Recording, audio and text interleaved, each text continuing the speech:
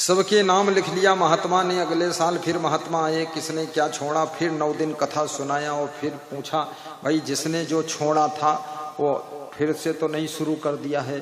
तो सबकी लाइन चलती रही, बोले बिल्कुल पक्का संकल्प चल रहा, त्याग कर दिया तो त्याग कर दिया। एक आदमी आया, बोला हाँ महाराज जी हमने बीड़ी छोड़ा था। बोले पीना शुरू तो नहीं किया? बोले बीड़ी नहीं पीता हूं, बिल्कुल छुआ नहीं, लेकिन जिस दिन से बीड़ी छोड़ा, आपके चरणों में संकल्प लिया, उसी दिन से सिगरेट पीना शुरू किया। 1 फुट गहरे गड्ढे से निकले और 10 फुट में गिरे जाएंगे। बुराइयों का दान कीजिए। आइए, तो एक महात्मा की कथा सुना रहा था, समय हो रहा है, फट से विराम देना है। किसी को जल्दी तो नहीं? जल्दी हो तो महात्मा कथा छोड़ दो, तुमका छुट्टी कर दी। इसमें भोजन कितने लोग कर चुके हैं? बस 5 मिनट हमको लगेंगे, ज्यादा नहीं लगेगा। भोजन कितने लोग खा चुके हैं? हाथ उठाओ। अब अभी तक अपने घर में भोजन ही नहीं करे थे। हम यूं थोड़े पहुंचे थे हिया खायो कि घर में खायो, चाहे जहां खाए हो। ऐसा लोग हिया ही खाए जुटे हैं कि हिया ही नहीं खाए। अरे घर में खायो वह तो भोजन रहे, कोई ईंटे पत्थर खाए। चलो फिर से, आज दिन भर में भोजन सब लोग कर चुके हैं अगर तो हाथ उठाओ, चाहे जहां करेंगे। अब ठीक है, तुम गुरुओं को टेंशन में डाल दो। गुरु सोचे अभी तक खाइबे नहीं करें, भूखे न मरी गई, और घर से सब लोग खाए वह भोजन ही तो काम। हाँ, यहाँ नहीं भी खाओगे चलेगा। और यहाँ सत्संग में अभी प्रसाद बटेगा, बूंदी घर ले जाना, और फिर भोजन भी चलेगा, सब आनंद आ जाएगा। चलिए, तो एक महात्मा गुरु शिष्य दोनों एक किसान की झोपड़ी में खेत में ठहर गए। किसान दूध लेकर आया महात्मा के पीने के लिए। महात्मा ने दूध पिया और पूछा आपके पास में क्या कारोबार है? तो किसान ने कहा 20 एकड़ जमीन है, लेकिन खेती में करता नहीं, सब बंजर पड़ी। एक भैंस है, उसके दूध को बेचकर परिवार पालता हूं, संतोषम परमम सुखम। तो महात्मा देखा भक्त का प्रेम तो बहुत है, लेकिन भक्त हमारा विकास नहीं कर पाया, झोपड़ी में रह रहा है। महात्मा सवेरे 3 बजे उठे और अपने शिष्य को जगाया, बोले कि ये भैंस खोल लो, लेकर चलो। शिष्य ने कहा जिंदगी भर आपने सिखाया है ईमानदारी, आज कहते हो भैंस खोल लो, लेकर चलो। भैंस की चोरी हम लोग थोड़े करेंगे, हम तो आपके शिष्य हैं। बोले बोल मत, भैंस खोल चल। शिष्य ने भैंस खोल लिया, गुरु शिष्य दोनों गायब हो गए। जब वो भक्त सुबह जागा 5 बजे, देखा न भैंस है, न गुरु है, न शिष्य है। तो बड़ा दुख हुआ उसको, रोने लगा।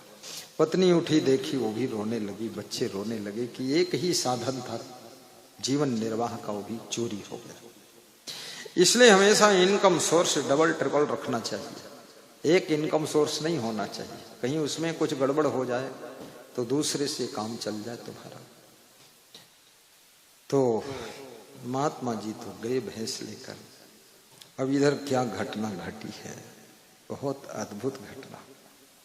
3 दिन वो किसान रोता रहा, पत्नी भी रोती रही। चौथे दिन दुखी होकर किसी का ट्रैक्टर किराए से मंगाया, 20 एकड़ जमीन को जुतवाया, उसमें गेहूं बोया। और बंजर पड़ा हुआ खेत 40 साल से उपजाऊ खेत था, बहुत अच्छा गेहूं हुआ। 20 एकड़ में 500 कुंटल गेहूं। 500 कुंटल गेहूं बेच करके खुद का ट्रैक्टर ले आया और 2-3 भैंस भी खरीदा। अब खेती भी शुरू किया, भैंस पालना भी शुरू किया, और मकान भी अच्छा बना लिया। 10 साल के बाद उस गुरु ने अपने शिष्य से कहा कि चलो जरा उस किसान भक्त के घर एक रात और ठहरे। शिष्य बोला हम तो नहीं जाएंगे, आप जाओ, क्योंकि भैंस चुरा कर लाए हो, ऐसा पिटाई करेगा वो, गुस्सा बैठा होगा। गुरु बोला नहीं, उसी के यहाँ चलेंगे, और तुमको भी चलना है, देख लेना क्या तमाशा होता है। गुरु शिष्य दोनों गए। उसी किसान के घर के पास पहुंचे तो सीन बदली हुई नजर आई। झोपड़ी गायब है, सुंदर मकान बना है। गुरु के मन में हुआ कुछ भ्रमित हो रहा हूं, क्या बात है, कहीं दूसरी जगह आ गई क्या। तब तक वो किसान निकला, देखा वही गुरु फिर आ गया 10 साल पहले का। वो दंडवत प्रणाम किया, कहा महाराज बड़ी कृपा है, दर्शन दिया, लेकिन बहुत दिनों के बाद दिया, आइए पधारिए। चलिए स्वागत आपका। अंदर ले गया, चिरण पखारा, आरती वंदन किया, प्रेम से दूध भी पिलाया, भोजन बनवाया। कहा महाराज आप कुशल मंगल हैं। महाराज ने कहा मैं कुशल मंगल हूं, तुम कुशल मंगल हो कि नहीं? बोले महाराज ऐसी दशा हुई, जिस रात आप मेहमान हुए आप तो विदा हो गए, मेरी भैंस कोई चोर चुरा ले गए, और मेरी भैंस जब चोरी में गई मैं 3-4 दिन रोता रहा, मेरी पत्नी रोती रही, बच्चे रोते रहे। फिर मैंने किराए से ट्रैक्टर मंगाकर खेती किया, 500 कुंटल गेहूं हुआ, फिर बेचकर मैं ट्रैक्टर लाया, खेती भी करता हूँ, भैंस भी पालता हूँ, ये महल खड़ा हुआ है, सब उन्नति हो गई आपकी दया से। तो गुरु मुस्कुराया और कहा अपनी पत्नी को बुलाओ, बच्चों को बुलाओ। सब इकट्ठे हुए, गुरु ने कमंडल खोला और कमंडल से 10,000 के नोटों की गड्डी निकाला। कहा आपकी भैंस की कीमत है, भैंस चोर नहीं ले गए थे, भैंस आपका गुरु ही चुरा कर ले गया था, और भैंस इसलिए हमने चुराया था कि तुम एक भैंस में फंसे हुए हो, तो भैंस हटाऊं ताकि तुम खेती शुरू करो और तुम्हारी उन्नति प्रारंभ हो जाए, इसलिए मैंने भैंस ले गया था। अब ये भैंस की कीमत भी लीजिए, अब तुम सुखी हो, बस यही हम चाहते थे। तो किस रूप में कौन महान तत्व, महान शक्ति आकर के तुम्हारी जिंदगी के भाग्य को बदल डालती है, इसका क्या पता है कब कौन आ जाए। बोलिए सद्गुरु भगवान की जय। इसलिए अतिथि का सत्कार कीजिए, अतिथि देवो भव। आप सबका जीवन मंगलमय हो, आप सब लोग सुखी रहें। दीपावली का पर्व 20 को 21 को आ रहा है, कल दीपक जलाए जाएंगे। सभी लोग श्रद्धा पूर्वक दीपावली मनाना, और दीपावली में यदि आपके पास में धन पर्याप्त है तो गरीबों के यहाँ थोड़ा सा मीठा भी दे देना, ताकि गरीब लोग पटाखे कम फोड़ लेना और मीठा बांट देना। कम से कम 100-200 मीठा के पैकेट गरीबों की झोपड़ियों में दे देना।